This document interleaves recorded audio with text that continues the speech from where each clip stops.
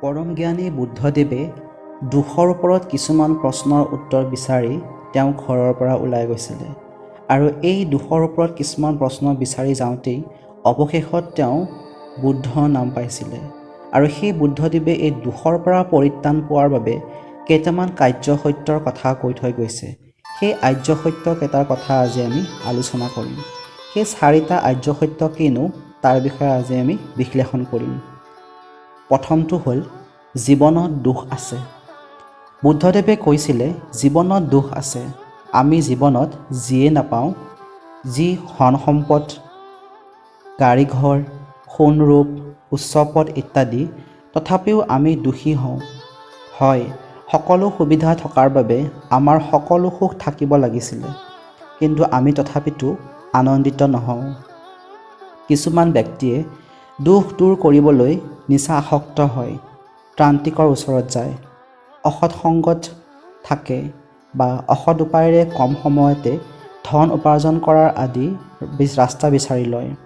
কিন্তু অসৎ উপায়ৰ দৰে বিভিন্ন অসামাজিক কৰ্মত লাগি যায়, যাৰ পৰা তেওঁলোকৰ দুখ কম নহয়, নতুন দুখৰ সৃষ্টি হয় আৰু বিভিন্ন পাপ কৰ্মৰ দ্বাৰা আসক্ত হয় আৰু বেছি দুখী হৈ পৰে। দ্বিতীয় কৈছিলে দুখৰ কাৰণ আছে। জীৱনৰ যিকোনো ঘটনাৰ কিবা নহয় কিবা কাৰণ নিশ্চয় থাকে। এই কাৰণে বুদ্ধদেৱে কৈছিল জীৱনত দুখ আছে যদি তাৰ নিশ্চয় কিবা কাৰণো আছে।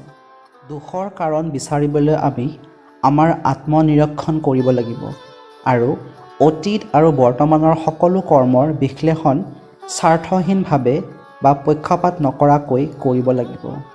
আমি আমাক প্ৰশ্ন কৰিব লাগিব, কি কৰিছোঁ, কিয় কৰিছোঁ, কি উদ্দেশ্য ৰাখি কৰিছোঁ, আমি কি ভুল কৰিছোঁ বা কি পাপকৰ্ম কৰিছোঁ, নে কিবা প্ৰকৃতিৰ নিয়ম ভংগ হৈছে। এই আটাইবোৰ বিশ্লেষণ এজন স্বাৰ্থহীন আৰু পক্ষপাতিৰ নকৰাকৈ নিজক সুধিব লাগিব। যদি নিজৰ দুখ লুকুৱাৰ চেষ্টা কৰা হয়, তেনে দুখৰ কাৰণ বিচাৰি পোৱা নাযাব। বুদ্ধদেৱৰ মতে আমাৰ অতিৰিক্ত বাসনা আৰু ইচ্ছাই হ'ল সকলো দুখৰ প্ৰধান। যেতিয়া অবাঞ্ছিত ইচ্ছাবোৰ শেষ হয়, তেতিয়াই আমাৰ দুখৰো অন্ত হয় বুলি তেওঁ কৈছিলে। তৃতীয় আৰ্যসত্যটো হ'ল দুখ দূৰ কৰাৰ উপায় আছে। যেতিয়া আমাৰ দুখৰ কাৰণ বিচাৰি পোৱা যায়, তেতিয়া ইয়াৰ সমাধানৰো উপায় পোৱা যায়। বুদ্ধদেৱৰ মতে সকলো দুখৰ প্ৰধান কাৰণ অবাঞ্ছিত আৰু অতি ইচ্ছা বাসনা। সেইবাবে মহৎ লোকৰ বচন, ধ্যান, সন্তুলন আৰু সৎগুৰুৰ বচন শুনিব আৰু দীক্ষা ল'ব লাগে। তাৰোপৰি বাসনা আৰু ইচ্ছাৰ স্বভাৱ বুজিব লাগে যে ই দিনে দিনে বৃদ্ধি হৈ যায়, শেষ নহয়। যাক পূৰা কৰোঁতে কৰোঁতে আমাৰ জীৱন শেষ হৈ যায়, কিন্তু কেতিয়াও বাসনা শেষ নহয়। লগতে এইটো কথা মনত ৰাখিব লাগে যে মৃত্যু চিৰসত্য, যিয়ে সকলো লৈ যাব। এইটো সদায় মনত ৰাখিব লাগে যে আমি যি কৰ্মই নকৰোঁ কিয় সদায় পৰমাত্মাই আমাক সদায় চাই আছে আৰু যি আছে সেইখিনিতে সন্তুষ্ট হোৱাৰ চেষ্টা কৰিব লাগে। বেলেগক দেখি ঈৰ্ষা বা অহংকাৰ কৰিব নালাগে, যিয়ে কেৱল দুখ দিয়ে। এইটো সদায় মনত ৰাখিব লাগে, অন্য ব্যক্তিৰ সুখে আন বহু ব্যক্তিক সুখ দিব পাৰে। আমি প্ৰতিযোগিতা, শত্ৰুতা, জাতিভেদ, বৰ্ণবৈষম্য, উচ্চ নীচ, ধনী দুখীয়া, অহংকাৰ আদি কুভাৱ ৰাখিব নালাগে।